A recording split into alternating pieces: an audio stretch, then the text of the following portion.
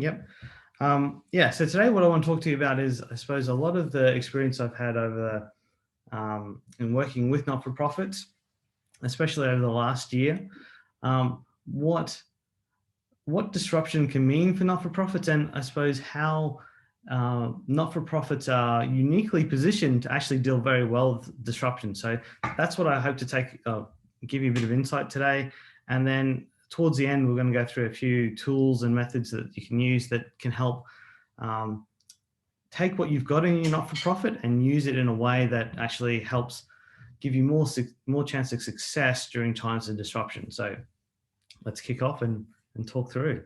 So first thing I want to talk about is, well, what is disruption? So disruption is any disturbance or interruption to an event, process, or activity. So a lot of times we talk about disruption and it's technological disruption, where someone's coming into an industry with new technology, but it really can be a whole swag of things. And the size of the disruption actually can be quite different in different organizations with the same sort of thing. So disruption could be loss of a staff member. It could be mechanical failure of a piece of equipment, or it could be staff not able to attending work. Now, a small event of these things, quite often you sort of can run with in normal operations. It's when they're larger scale. So say, for example, your CEO suddenly leaves or is unwell and isn't able to attend work for the foreseeable future. That can have a large impact on a not-for-profit or any organization. Where you have a fire and the building burns down, or where you have, as we had last year, a pandemic where staff couldn't come to work, it can have a major effect on the business. And this is, I suppose, what we were talking about in terms of disruption, is that it can come from anywhere. And quite often you don't know where it's coming from until it's here. So how can you prepare for something that you don't know is going to happen? And that's, I suppose, part of what we're going to look at today is, well, that's what disruption is. How do we deal with it as a not-for-profit?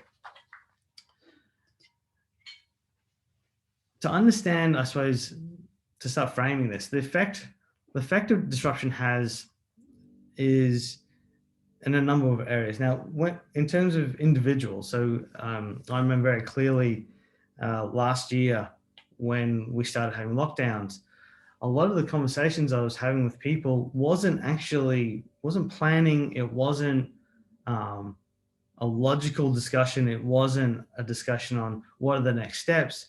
It mostly was about stopping people panicking, because you don't know what's happening, and a natural fight response is that you go, well, something's threatening me.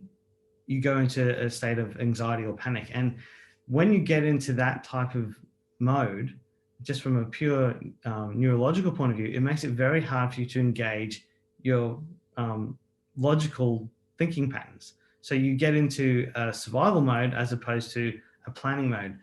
And immediately what that does for individuals, especially if you're leading an organization, it makes it very hard for you to think 2-3 months out, let alone 6 or 7 months out. You're thinking right now, and that makes it very hard to plan. The follow-on from that is that organizations are some of their people.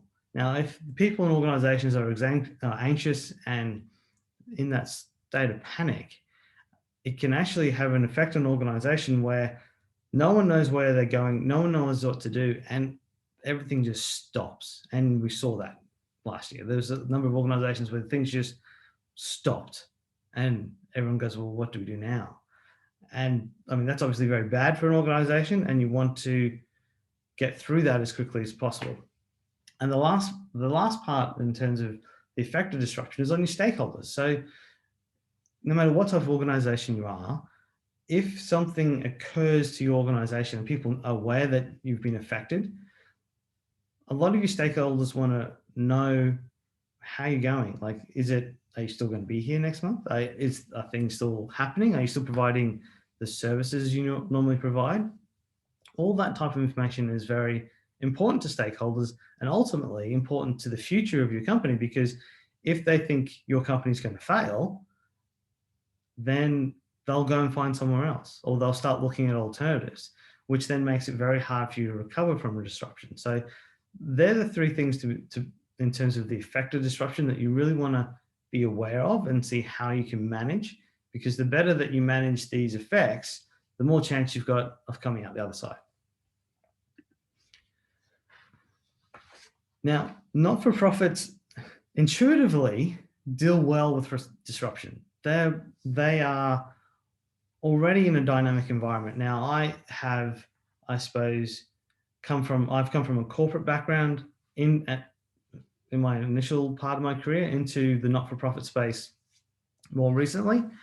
And you can really contrast how dynamic the not-for-profit industry is. And it's something I don't think those of us that work in the not-for-profit industry really recognize, is that being in a not-for-profit is really dynamic. It is, you've got the fact that your funding could disappear from government at any time. Quite often, not-for-profits are doing as much as they possibly can with the funds they've got, which means they could run out of funds very quickly because they're surfing right on the edge.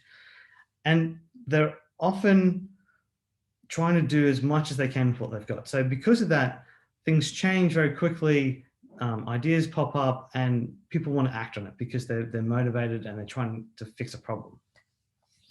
The other thing that really serves not-for-profits well in disruption is the clarity of purpose. So when you've got a clarity of purpose, it really helps to, in those times of panic, go, well, hold on, everybody, this is what we're here for. And we're already clear on that. So the organization is clear on it, people are clear on it, that's why they're there. We know what we're doing. So for example, how this helps, one of the organizations I work with is a homeless shelter. Now, during COVID and we went lockdown, everyone locked down. So that means all staff stay at home. That's, work remotely.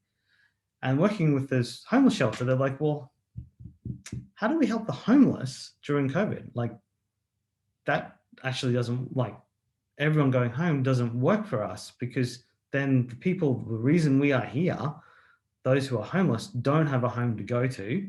And some things were put in place, but generally speaking, they don't have a home. So if we shut down our operations during COVID, we're actually turning our back on those that we've set up to help. So that clarity of purpose and actually having that discussion because of the purpose is something that's really important and really valuable in a not-for-profit that helps you deal with disruption and move through it. So that's something that we'll talk a little bit more in the presentation, but having that documented and clear within the organization is incredibly valuable.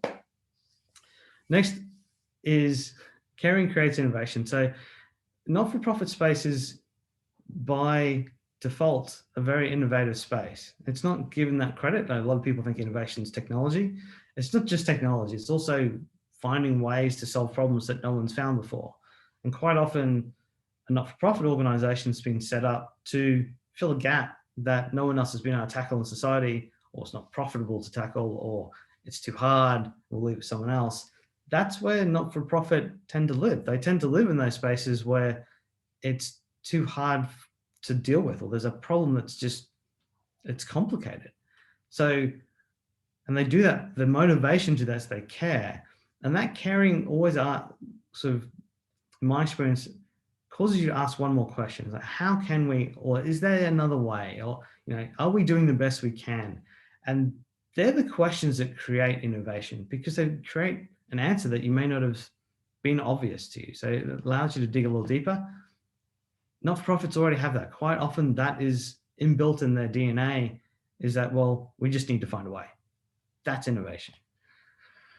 Stakeholder alignment. I mean, that's one of the great things for me, moving out of corporate into not-for-profit world, is that when you're working in a not-for-profit, you don't have to deal with shareholders. There's none of this, oh, we need to make money, or we need to provide a return to our shareholders.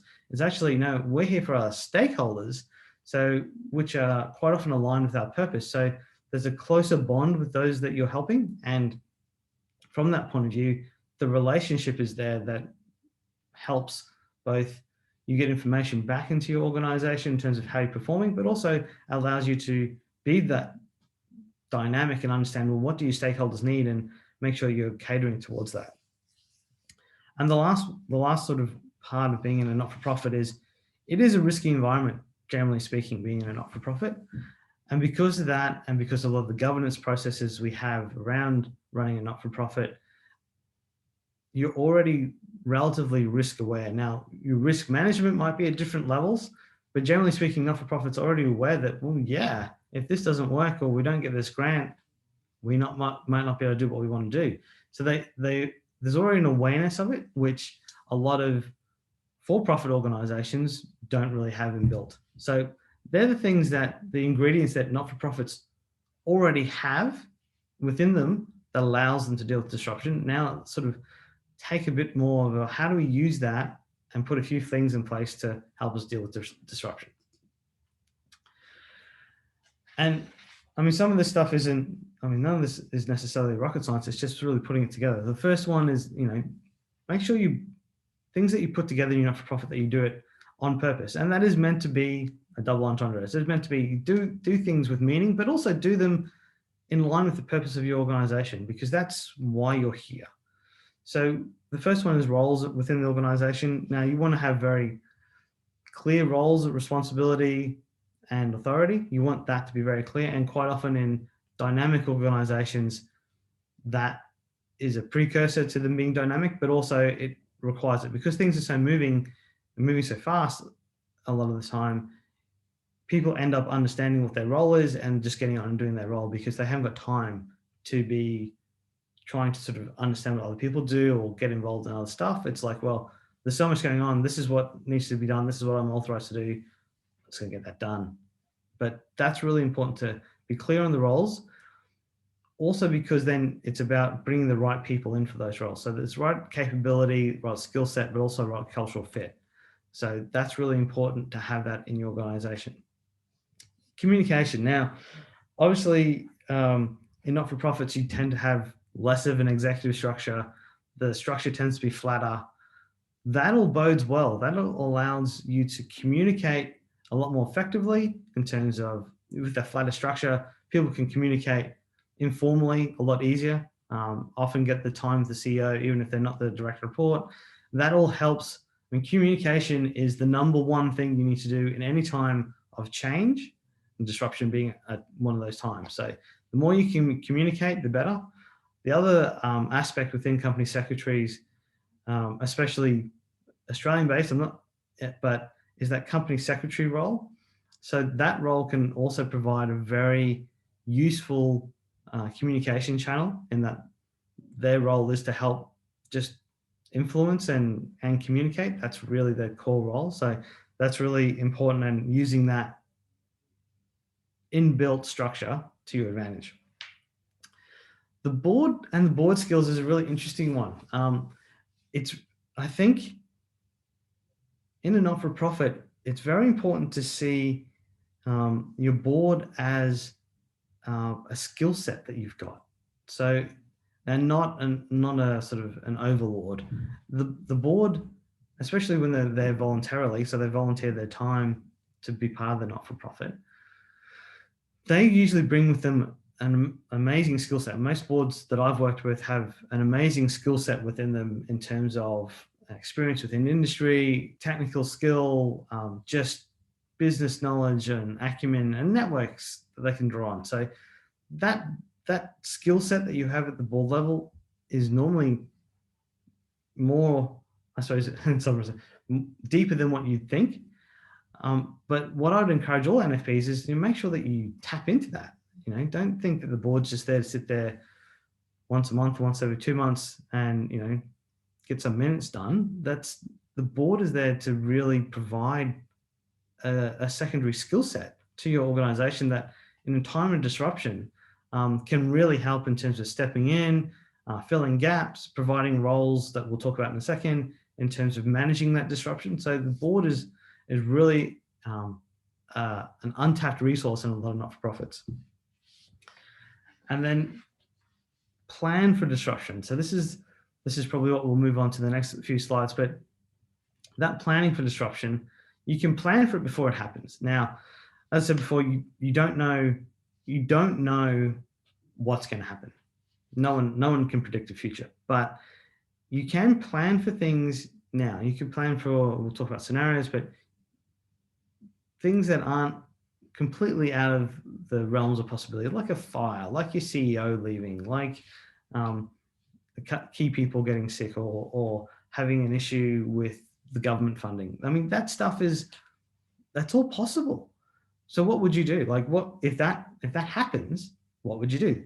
That's the planning aspect. If you sit down in a time where you're not panicked and actually plan things out, it actually gives you a better chance of not missing something when things happen. So, for example, I spent some time in the aviation industry, and one of the things they have in the aviation industry, which when I first joined, I thought was odd, was they have a lot of procedures for pilots. And I'm like, well, hold on a second. The pilots they're in the cockpit. Like, they know what they're doing. They're very talented. They've lots of skills, lots of experience. Why do they have procedures? Like, that doesn't make sense. But then when you watch, and I mean, you can watch a movie like Sully or things like that. When you watch, when you see when an emergency happens on a plane, one of the first things that happens, they pull out the procedure for the emergency, and they'll have the type of emergency that's happening, and they'll have a checklist. Now, what this doesn't say that the pilot couldn't work it out themselves. It's not saying that. What it's saying is that if an emergency happens, sort of normally our reaction is to panic. There is a level of panic.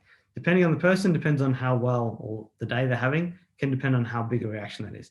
What the checklist provides is effectively, when we've had our past knowledge and our past experiences of this are the things we need to look at in this emergency. Make sure each one of these things are done, and you get a better chance of surviving. The same thing applies in business. And what we often call these things is a business continuity plan. So part of that is going, well, if the worst happens, what do we need to do? What do we think we need to do to give us the best chance of success? Now, if we have that in a checklist, and when we're in that time of anxiety and panic, we can pull that out and work through the checklist, that can give us a better chance of success. So the business continuity plan is what we'll delve into next. But that planning for disruption is something that we should all do in any organization, but not-for-profits, I think, are very well placed to do that. We just had a question in terms of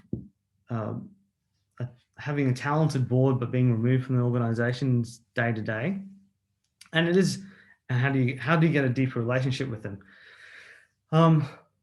The first part of how I'd answer that question is that often is a company secretary's role or a governance professional, in that you have someone who has that relationship with the board, but also has the relationship with the executive, because that relationship between the executive and the board is complicated, and you don't want the board to be telling the executive how to run the operation. So you need to set some boundaries and some respect in terms of, well, again, roles. What's the role of the board? What's the role of the executive?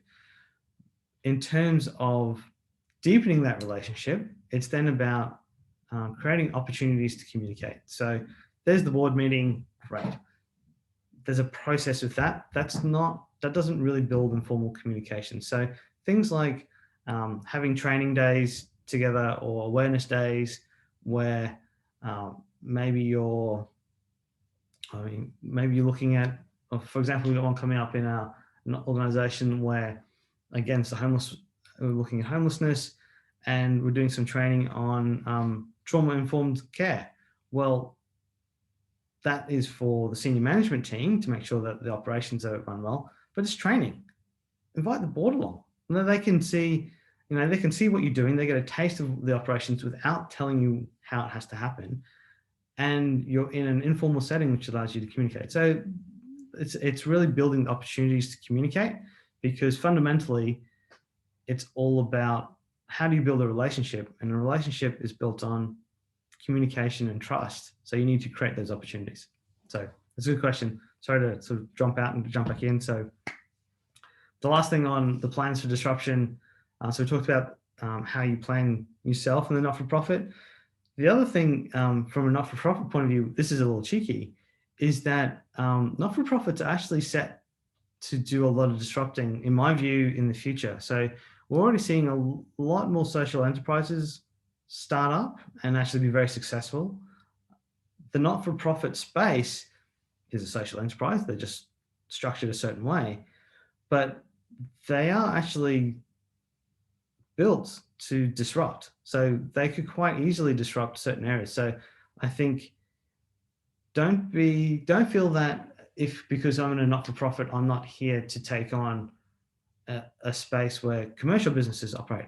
A great example of that at the moment is the NDIS in Australia. So that actually gives an opportunity for not-for-profits to compete on the same playing field as for-profits. And in fact, in a lot of respects, have some advantages over those for-profit organizations. So it's very interesting watching a for-profit and not-for-profit organization within the same marketplace competing, and the not-for-profit, because of the way they operate, actually being the disruptor. So something to think about there too. With disruption also comes opportunity. So we're sort of seeing that now in some respects, and through COVID, so through last year. So the first thing that happened when lockdowns happened was a lot of governments started throwing money to support the economy, but also to support the people within the economy. And not-for-profit organizations can quite often be that conduit of getting support out to those in need. That's often why you're there. So when disruption happens, quite often you can get, if there's a sort of a crisis response, there can actually be an opportunity for your not-for-profit to not to benefit, but also to grow and to provide more help to those that to actually do more of your purpose, which is what you're here for. So it is an opportunity as well as being a risk. Again, with economic stimulus, that's an interesting one, in that once the crisis is over, quite often governments, to reboot the economy, want to throw money again at stimulus. One of those being infrastructure. So one thing to always keep in mind when you are running a not-for-profit, and say you wanted a new building or a new location for ever, sometimes at the back end of this crisis, governments go, okay, well, one way to stimulate the economy is to build stuff, so infrastructure. If you've got your desires and sort of needs ready, it could be quite easy question sometimes, in terms of, well, we need a new building because we want to provide more services. As you can see, we're doing a good job. The government's like, well, we need to spend stuff on money that, or spend on things that will be obviously build, but also of value to society. So it can quite often be the good time to get those new facilities. And then fundraising, which is a really interesting one, because I would say every not-for-profit that I've worked with over the last year started out thinking, well, all our fundraising is going to tank because no one's going to have any money. Everything's going to stop. It's all, fundraising's over for the next 1 to 2 years. What's actually happened is, for those who have a clear purpose and have communicated that, and have continuing to operate and continue to assist those during the crisis, that they actually found an uptick in fundraising. And you go, well, why? Well, because honestly, not everyone suffered during COVID. Some people have done quite well during the lockdown. There's money to give back. People are traveling less. There have been things that have you spent less money because you're doing less stuff because you can't. You're locked down. You still quite often, for those who are still employed, they're finding they've got a bit of extra cash saved up, or with the stimulus that the government's given, they haven't just spent it. They've got some of that to use. There's funds there for fundraising. It's just making sure that the worst thing you could do is to stop doing your fundraising, because then no one knows you're there. So this is about keeping engaged with your stakeholders, letting them know what's going on, and things will continue to flow. And that's been my experience over the last year. So keep keep up the good work.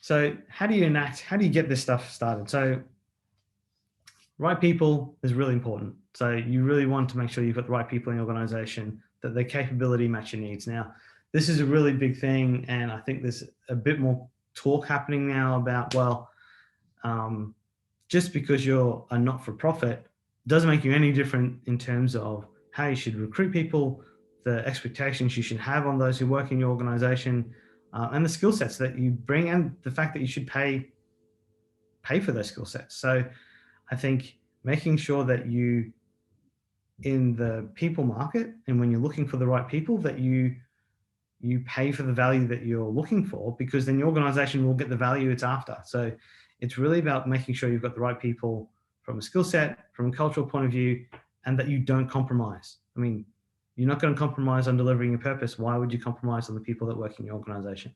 Very important. Governance aspect. So always have a company secretary. It's one thing I love company secretary work. Business continuity plan, get that in place, and we'll go through how that's the next slide. Yes, next slide. It was going to talk through what a business continuity plan looks like, but you really want to get something in place on that. And the best thing, one of the things out of last year is you've just been through a crisis.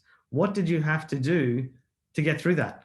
Capture the learnings you've got from last year, because you've just had them. They're fresh. You should be able to put them down, and also you also know what didn't work. So it's a good time to put those learnings down and capture them. And that ability to put those learnings down will help your organization in a future crisis. It might not be a pandemic, but it might be something else that has a similar sort of impact in terms of a crisis for your organization.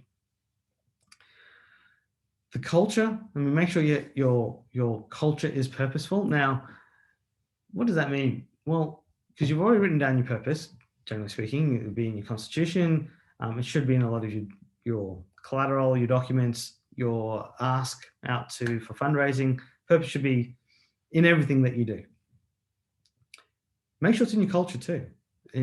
Now, what does that mean? It means that it should be part of your language. So when you are talking to your staff, to your board, to anyone, really you should know what your purpose is, and that should be very clear. So when someone is looking at a new idea in the business, and maybe they want to start an offshoot, or they've got a different service they want to deliver, usually one of the first questions that would show that you've got a culture, a purposeful culture, is that, well, does that new service offering fit with our purpose? Is it part of our purpose, or is it not? Because that really helps guide your decisions going forward. You may still have something that's not part of your purpose that then helps you achieve your purpose, but at least you're clear on it. At least it's like, well, we're going to try some NFPs, like we're going to build an op shop to create extra funds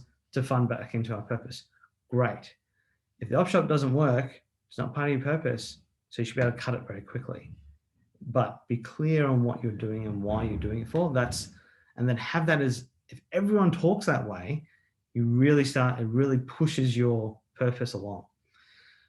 And when you then hit times of trouble and disruption, your purpose is already clear, and it helps you get through that, as we spoke about earlier.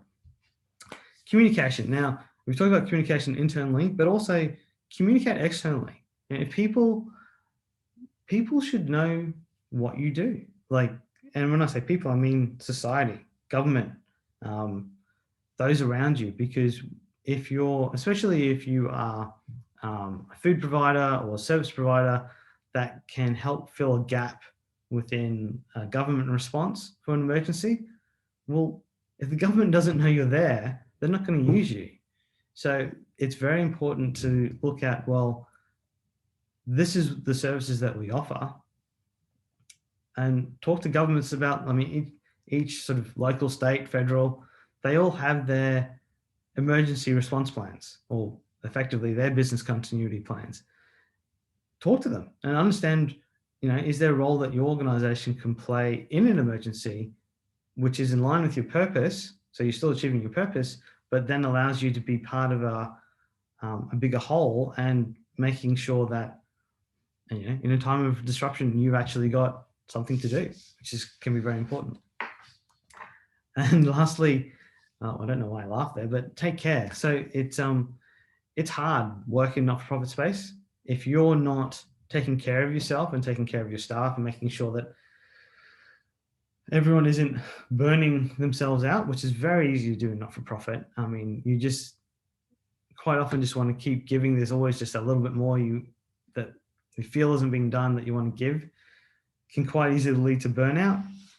Make sure that you are taking care, people are taking time to replenish, so that when something does pop up, you have the energy and the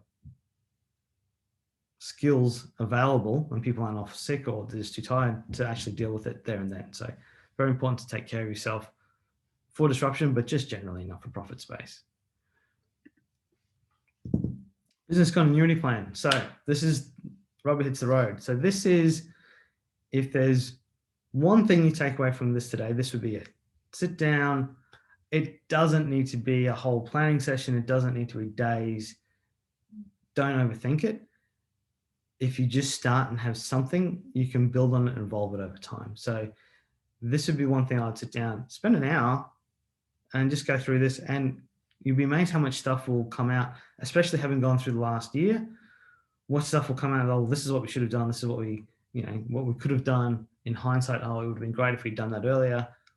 Capture that somewhere. And it's really, really good. And this is sort of I'll talk through the type of things you need to capture. And if you already have one, pull it out and, give it a look over and see if there's anything that is in it that didn't work or that isn't in it that should be in there, and spend an hour updating it. That's all. It's a small thing, and make sure that then it's part of your process going forward every 6-12 months to at least bring it out, spend some time looking at it and socializing it so that people know it's there, so that if something does happen, you've got it there. Now, business continuity plan, what is it? Well, objective. So make sure that you're clear as what is it. So it is about planning for the worst. It isn't saying the worst is going to happen, but it's about planning for the worst and how you're going to manage your way through that to recovery. And that's very important. It isn't just about what happens when everything goes wrong. It's like, what happens when everything goes wrong and how do we get back? It's very important. That's sort of the point of this. You want, in that business continuity plan, you want there to be a clear authority as to, well, who says there's a crisis? So at what point does this get activated? Now, normally, so that's where your authority comes in. So you want to be very clear in terms of who activates this. Normally it's in the document as the team leader for the BCP, business continuity plan, often the CEO. You'd also have in there an alternate, because if it's a crisis because something's happened to the CEO, you want someone else to be able to call. So there's usually the lead and then the alternate.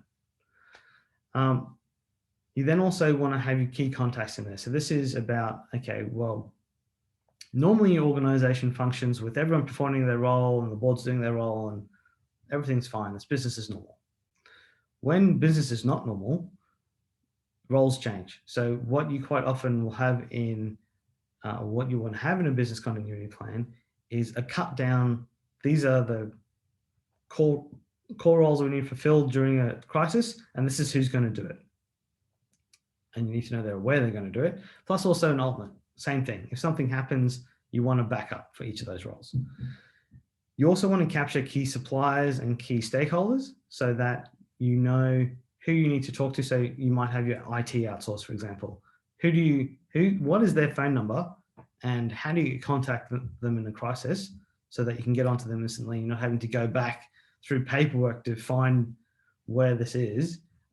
You have that detail right there and then. So your key contacts, your key customers that may be needing to be informed if something happens with the organization. Critical operations, and this forms into having that cut down. So it's like, what is critical? So if the world's about to end or potentially end, what is the stuff that has to happen today to keep going, and what stuff can be left? So quite often things like a lot of the finance stuff, like entering invoices and that type of stuff, can get left. But having access to pay people, that's critical, because if you need stuff to get done, you need access to cash. So it's identifying, well, what stuff is critical to continue to triage the business as it's in a disrupted event, and what isn't. So clarifying those critical operations, also making sure that aligns with your contacts, that's important. That then feeds into scenarios. So once you know key people doing the roles, what are the core operations that need to continue in a time of crisis, then you can go, well, okay, if the building burns down, what do we need to do? So is it data backups? Are you already in the cloud? So that's okay. It's just people have to work from home. Is it you need to source some hardware because the hardware is burnt down so people don't have their laptops? Is it communication to staff, making sure everyone's okay, telling them to stay home? What do you need to do if that event happened? And in doing that scenario, that then helps you create a checklist. So we're talking about the pilot and the plane and there's an emergency. If you've got, sit down and go, okay, well, if this emergency happens, what do we need to do? And you create a checklist. And because you're not in a state of panic, you're able to think about it, I suppose, a bit more rationally. As you then, this is something that as you evolve, and a lot of times you do like a test scenario. So let's run it as if it happened and you play like a role playing. And that allows you to test, is anything missing? The best way to test it is again, one of the scenarios in a lot of business continuity plans, even in organizations I was working with, was, well, if a pandemic hits, this is what we need to do. Now, I can tell you that there was lots of stuff missing. So there's a lot of learnings that we're putting into ours that we're working with the business continuity plans.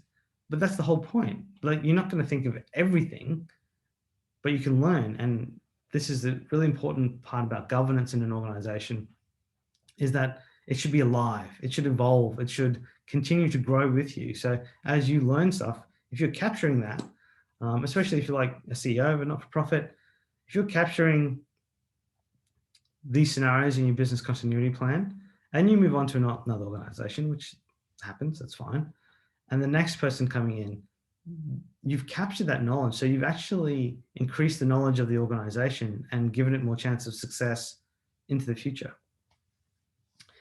And yeah, it's like thinking of an emergency kit for your organization. So it's like, what do you need to do to get through this situation?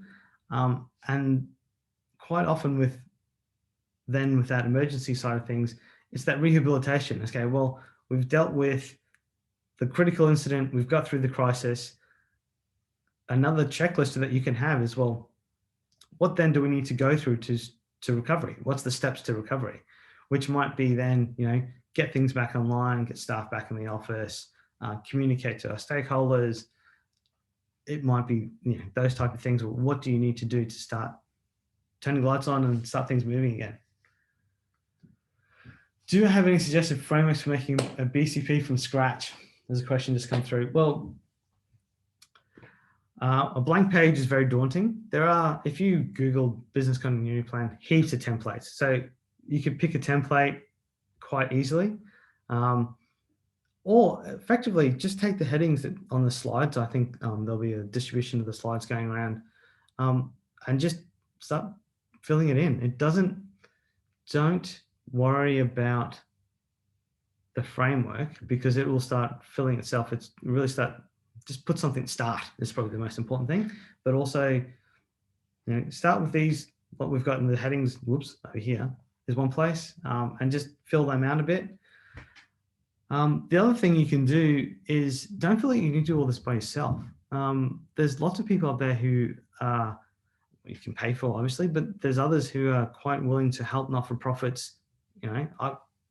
Not to put the offer out there, but I would quite easily sit down with someone who's got a question on how do we start something for half an hour and talk through it. And, there's a lot of goodwill out there to help not-for-profits.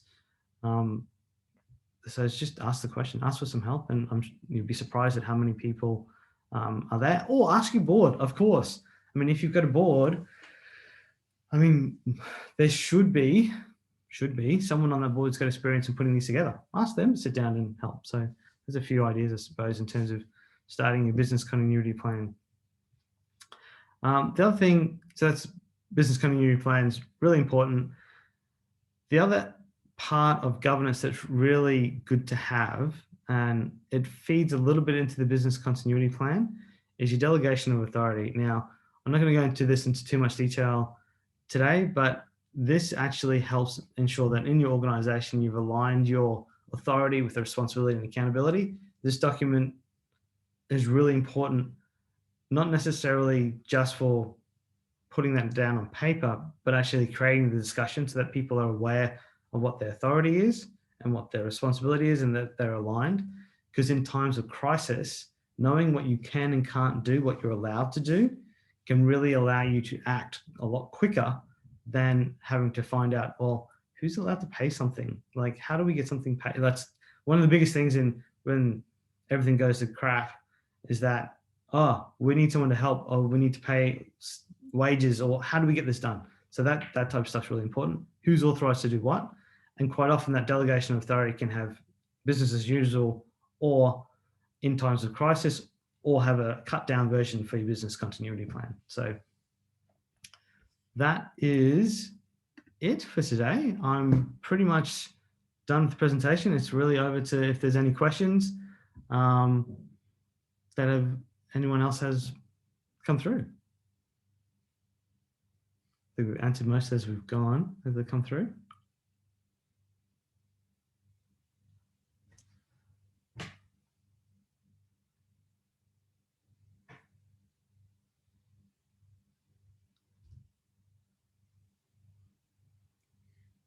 Hi, Justin. I just have one question. So, do you have any additional resources that you can send the audience, or any additional reading that you can recommend? There's definitely, like, I could definitely pull out a template for your business continuity plan. Like, that's one of the questions there. It'd be quite easy to distribute a template for that to everybody. The other place that I do find is very good resources, the ACNC. I think a lot of their information and resources, just to spend the time, like, it's not necessarily obvious necessarily, but it is a very good resource for anybody who is working in the not-for-profit space. They do have some very good stuff on that site. So that would be somewhere I'd recommend going as a first point of call. Yep. Great. That's great. Thank you so much. Cool. We've got one more question. What is the role of the board in business continuity?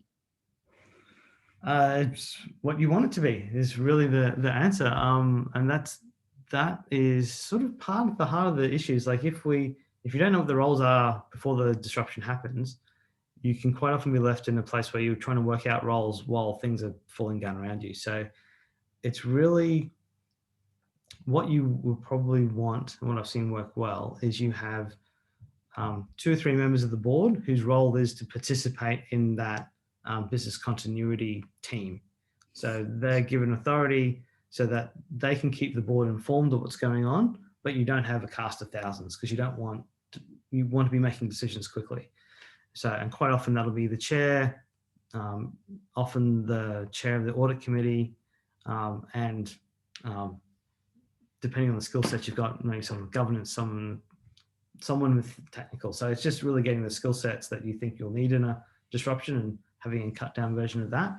That way, if you've got those 3 within the team, they can communicate with the board what's going on. And if something happens that they think needs a board decision, they can give guidance on that and enact that very quickly, rather than having to go through a convoluted process. Great. That's great. Thank you so much. If anyone's got any other questions, please type that in the chat, and we can answer them right now.